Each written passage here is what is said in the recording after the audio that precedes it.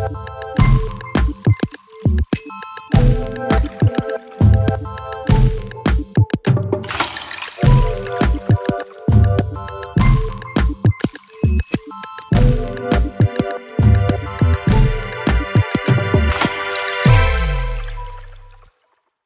and gentlemen, distinguished guests and esteemed colleagues, welcome to our program, Resilience Talks, where we'll discuss Sweden's EU presidency and the Ukraine crisis, a timely debate on resilience and security, which promises to be an engaging and insightful discussion. We are honored to have with us today Her Excellency Therese Hyden, the Ambassador of Sweden to Romania, as well as Oana Popescu Zamfir, the Director of Global Focus Center, who will share their valuable perspectives on the current security landscape. As many of you know, Sweden made a historic decision to join NATO alongside Finland in 2020, marking a significant shift in the region's security dynamics. With Sweden being a champion in building national resilience across all sectors, we are eager to learn from their experience and best practices. Our conversation today will delve in the various factors that influence Sweden's decision to join NATO, as well as the impact of the Russian aggression in Ukraine on the nation's security priorities. We will also discuss the key elements of Sweden's approach to building national resilience and explore potential avenues for collaboration. Furthermore, we will touch upon Sweden's role within NATO, its contributions to regional security in the Baltic Sea area, and its plans for addressing challenges like cybersecurity and hybrid challenges. Oana Popescu Zamfir, with her extensive experience in international affairs and her roles as the Director of Global Focus Center, will provide valuable insights and facilitate a productive exchange of ideas. Once again, I would like to warm welcome you here, Ambassador Hyden and Oana Popescu Zamfir, and thank you for joining us today. We appreciate your expertise and for exchanging ideas today. So I will be addressing the questions that goes for both of you, and each and every one of us, you with its own insight and answers. First question. Madam Ambassador, Sweden is widely recognized as a global leader in building national resilience. Could you please share some insights into the key factors and strategies that have contributed to Sweden's success in this area? In particular, how has Sweden fostered collaboration among various stakeholders, engage its citizens, and prioritize areas such as critical infrastructures and cybersecurity? Thank you for that small question, but it's a good way to kick off this debate. Pleasure to be here on this program today. I would say I think a lot of the results we see today is because of one factor, which is trust. I believe Sweden is still the society, the country where the citizens have the highest trust in their institutions, in the government, in the parliament, and in other government functions. Vice versa, the public institutions also trust the citizens.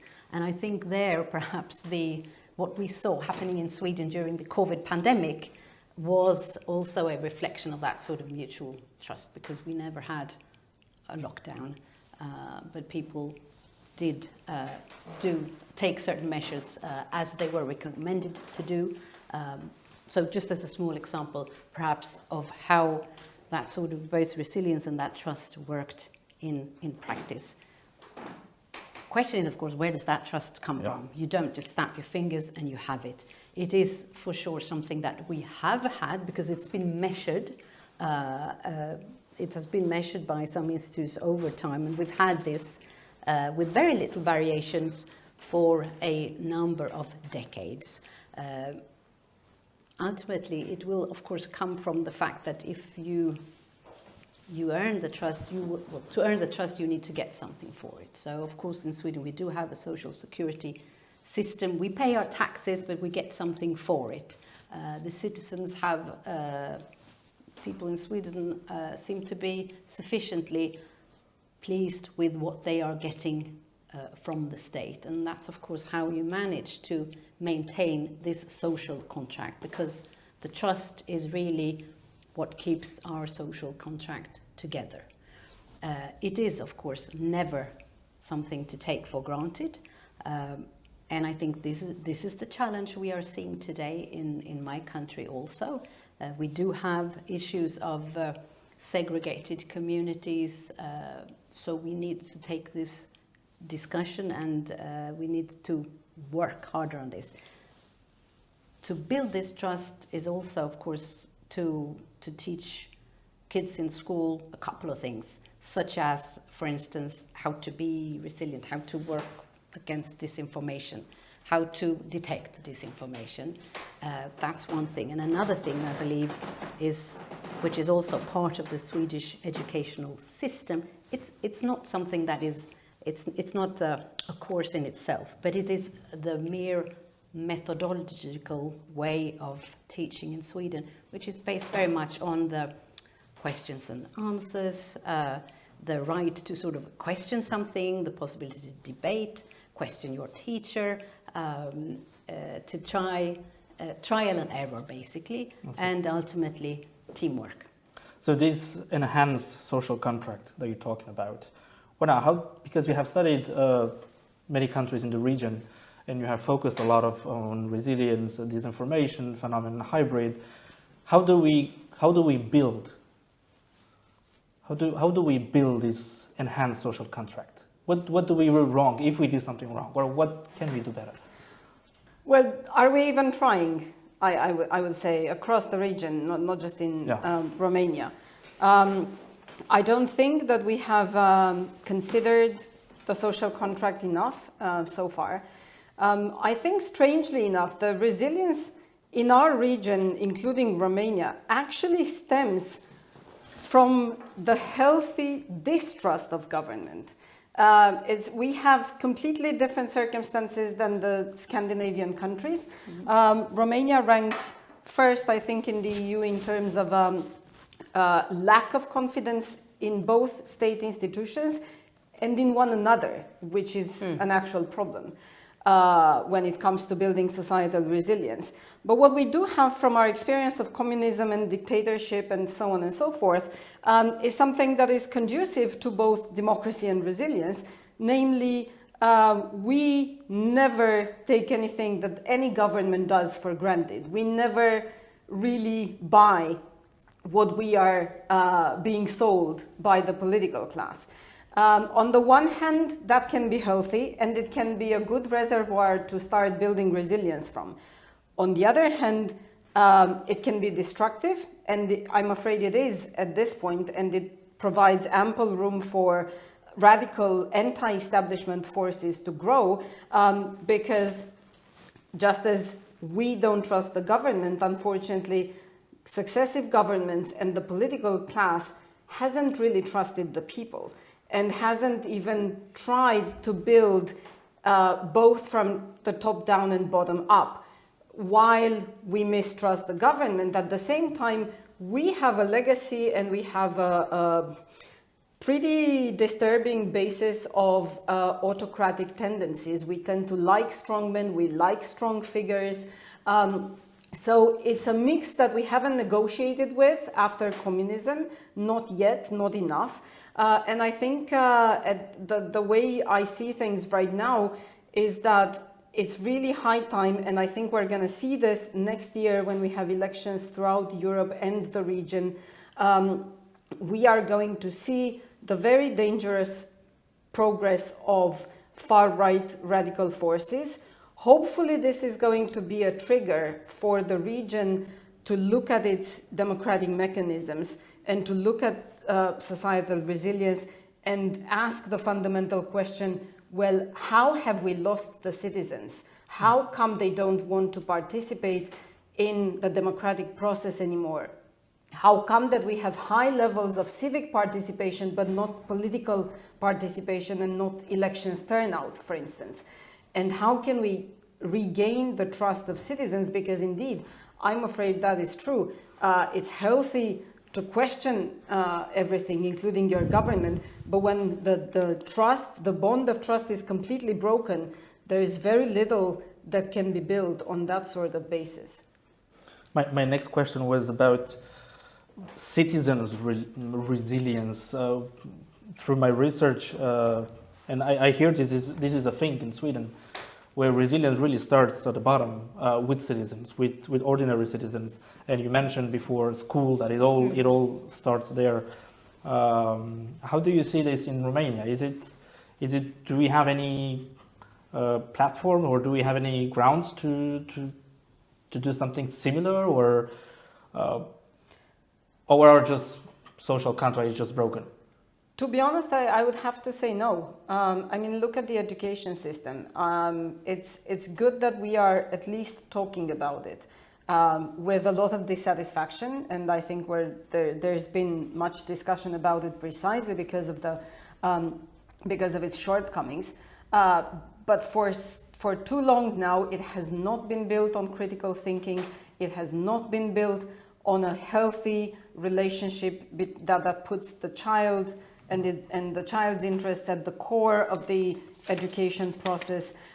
It is hierarchical. It's a bit of a school of how should I put it? Ideally, it would be a school of democracy, and it's the opposite. Maybe not a school in anti-democratic tendencies, but it definitely doesn't teach children how to relate to authority, how to question it from a position of mutual respect, what to expect to be given, how to expect to be the beneficiaries of the system.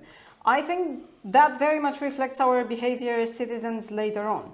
And we do have, I think there's a lot to build on, precisely because Romanian society has had to develop often despite government, rather than thanks to government policies. So we have the resilience that comes with self-reliance, with the fact that we have had to cater for ourselves. But there is so much polarization at this point, and people are so vulnerable to disinformation, to political radicalization and so on, that we really need a deliberate drive to try and find again what are the values that we share, what's the common base that we share and that we want to grow on. What kind of society is Romania supposed to be in the future? I think, building societal resilience really starts with these core questions. Did we have this conversation after the fall of the communism? No. And at this point, the worrying thing is the moderates, both left and right, conservatives and progressives, have very little common ground to discuss these things. And unfortunately, I think they fail to realize that they are, at this point, each other's partners and allies in fighting off the radicals on both sides. So hopefully we will acknowledge that we need to relearn to build democratic consensus by clearly rejecting the anti-democratic messages and forces and learning to discuss across the board despite our differences. Thank you. Moving on a little bit on Sweden's presidency of the Council of the European Union, considering the priorities, which includes security, competitiveness, green energy transition, democratic values, and rule of law. Could you please elaborate on one specific initiative or policy that you believe will have a significant impact in advancing these priorities during your presidency? Well, I think the single most important thing that we're doing as the presidency, but more importantly with all the EU member states, is supporting Ukraine. Because that is really what we need to do for our own security, for Europe's security. It's for now, for today, but it's also for the future. It's about defending our societies, our social contracts, which is built on open societies, democratic systems, freedom of speech, freedom of the media, etc. And of course, what we've done so far, I think one important issue is, of course, that we've been able to maintain unity. All right, that's. And it's not easy with 20. It's not easy. But we've managed, and by we I mean it's a collective we, not just the Swedish presidency. But that is one thing, of course. Also, we've taken a number of specific measures, such as, I think, well, now we're at the 10th sanctions package, and more will come as the war continues.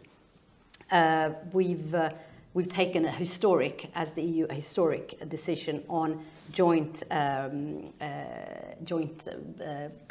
buying of ammunition for Ukraine. I think that's huge. That's a huge thing, obviously. And let's remember this is the EU doing these things. It's not NATO. Like it's 4 years ago, they would be unimaginable to even consider such an idea. Yeah, but it's also because we are in an unimaginable situation a little over a year and a half ago. So, because you understand very well the mechanism of the European Union and the presidency of the European Union, how difficult it is for Sweden to keep people in line and to keep supporting Ukraine as long as it takes for... Oh, I don't envy them. What can I say? I think negotiations within the EU have been unexpectedly smooth as compared to a few years ago and what we might have expected. I think the support for Ukraine is pretty much unanimous, with a few notable exceptions that we know, Hungary, Austria, and various of their objections. But overall, I think the EU is pretty much on the same side. I'm afraid we're going to see more fracture as the war drags on.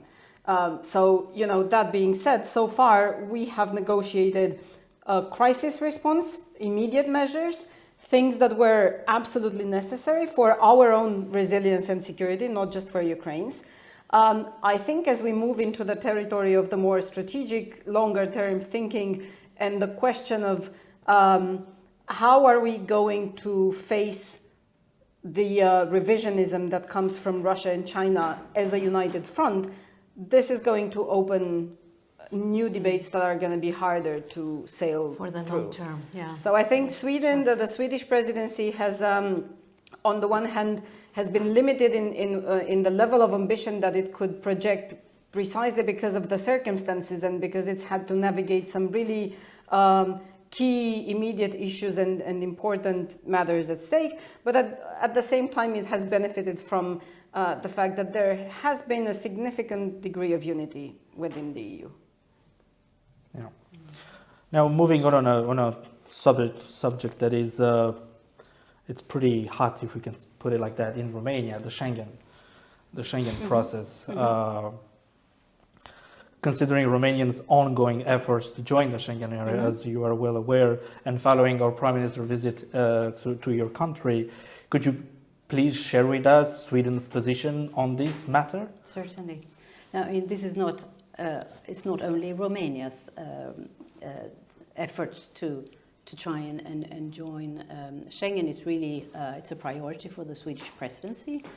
And just to start noting, of course, that Sweden voted for Romanian Schengen in December. Unfortunately, Romania was blocked because of two countries, or one country and one country with the situation with Bulgaria. And so in one sense, Romania is still stuck. And we understand as the president, it's an unfair situation. It is for reasons that are not linked to Romania, that Romania does not, or have already showed in terms of technical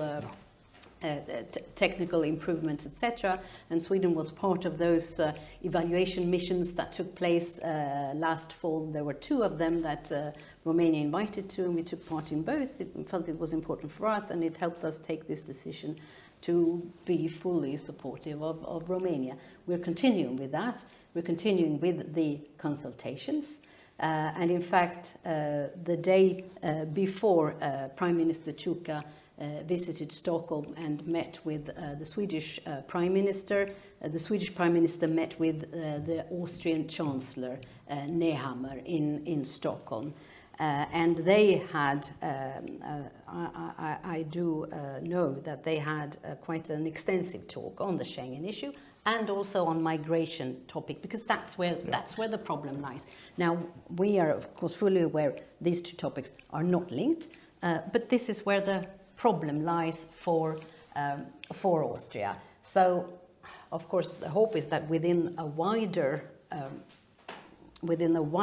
perspective of solving these issues, and not necessarily, that doesn't mean we need to have a full agreement on the full asylum and migration package, but to move forward on certain issues, that should help to deblock. What Romania is doing, I just want to mention it here, which I think is highly appreciated also by the Austrian Chancellor, is, for instance, this pilot project to show your experience with the border with Serbia, for instance. So, of course, Romania is part of this, and I think the constructive approach of Romania is very much welcomed by the Swedish presidency, helps us to continue to keep this on the agenda. We will see where we are before the end of the Swedish presidency. If we are not at the end there, for sure we will make it clear to the Spanish incoming presidency to take this issue further. Oana, do you have any thoughts? Do you think it would be possible for Romania to join the Schengen area during the Sweden's presidency? Or what are the chances? Slim, but they're there. They're better than the chances we have with the upcoming trio of presidencies, and especially in the context of the electoral year 2024. So if we do have a chance, it's pretty much now.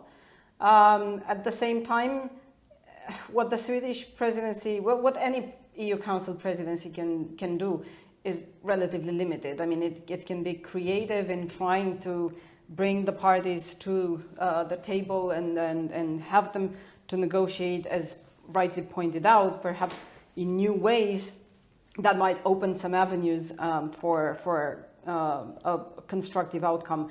But other than that, unfortunately, we see this practice become more and more frequently used. The harder it is within the EU to reach agreement on contentious issues such as migration, the more different member states are tempted to oppose their veto rather than take the much more painstaking path of negotiation, building majority alliances, and so on and so forth. We see this happen with enlargement, when Bulgaria, out of the blue, blocked the opening of negotiations with North Macedonia. We see this done in NATO, with Turkey blocking Sweden currently. So, to be honest, I think on the one hand, it's what Romania is trying to do now is as much as it can do under the circumstances. Ideally, we would have done this years ago, much more energetically, before it came to this. On the other hand, I think this is something we perhaps might need to raise within the EU with the other member states, that this is behavior that should not be tolerated, because we're going to have to reach important decisions soon enough at EU level. If this is going to become common practice, if everybody's going to flex their muscles and say, you block me, I can block you, or I can block some other country, and so on and so forth, this is really not going to help us moving forward. So I think, there can be no question of reopening treaties, changing the voting procedure when we have a war on our border, but political costs can be associated to this kind of behavior. So there's where perhaps Romania and Sweden, having been on the losing end of such experiences recently, can work together in the future. Absolutely. Because you mentioned NATO and Sweden, moving on to my next questions, what were the main factors that made Sweden historically choose to change its neutrality and to apply for a NATO membership? Was it 24 February? Or was it a process that started with 2014, Crimea? Or is there an exact timeline where, okay, we're doing this? Well, I think what triggered it was really 24th of February, the war of aggression, the start of the war, Putin's aggression war on Ukraine, really.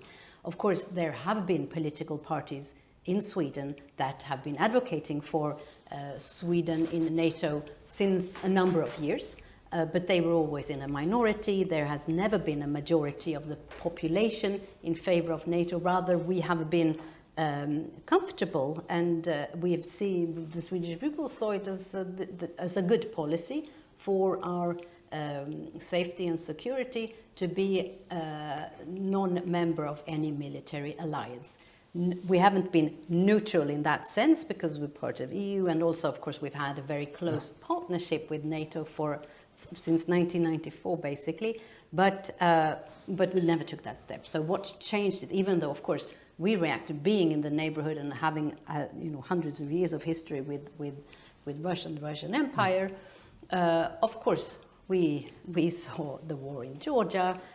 We saw the invasion, the illegal annexation of Crimea, and now this, and the continuous abuse of the frozen or protracted conflicts as the weak spots which Russia can pressure in different ways. So this we've been acutely aware of, but it did not trigger the NATO question until 24th of February, and together with Finland.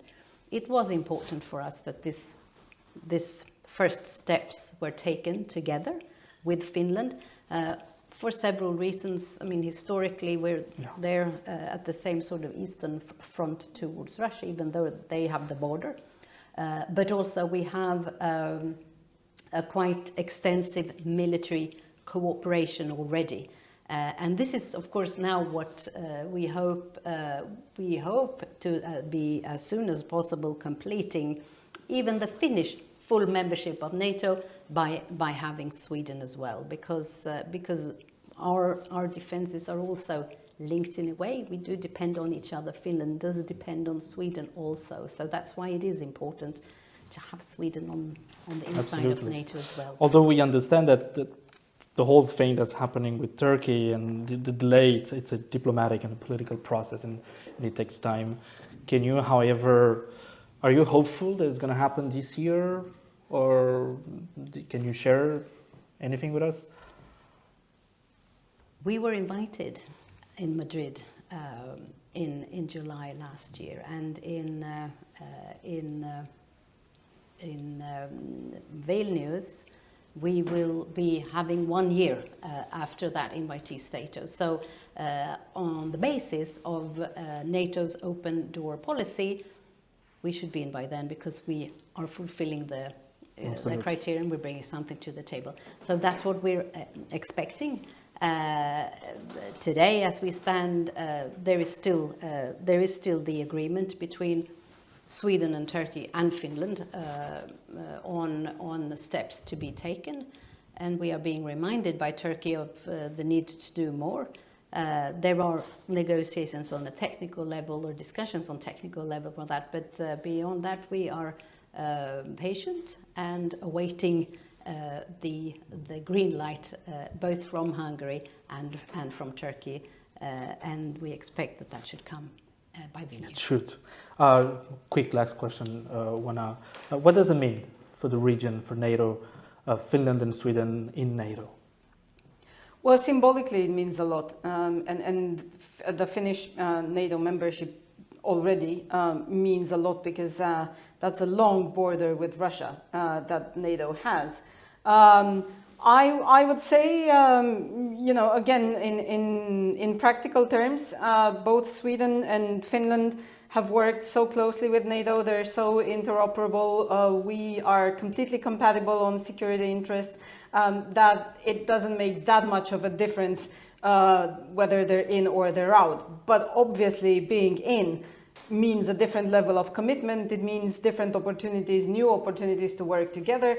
And I think for Romania, a very important moment to learn to work with partners that are like-minded, even more than until now, because we have our very clear foreign policy and security orientation, strategic partnership with the US, partnership with the UK, and so on and so forth. But I think we have so much in common in terms of outlook on the security situation with the Scandinavian countries, with the Baltics, that it would be very good learn to diversify even more. Well, I'm hoping it's going to happen as soon as possible. Your Excellency, Oana, thank you very much for accepting our invitation to chat today, and hopefully we'll see you back here again anytime. To those watching us, thank you for being with us, and to our next episode, say goodbye.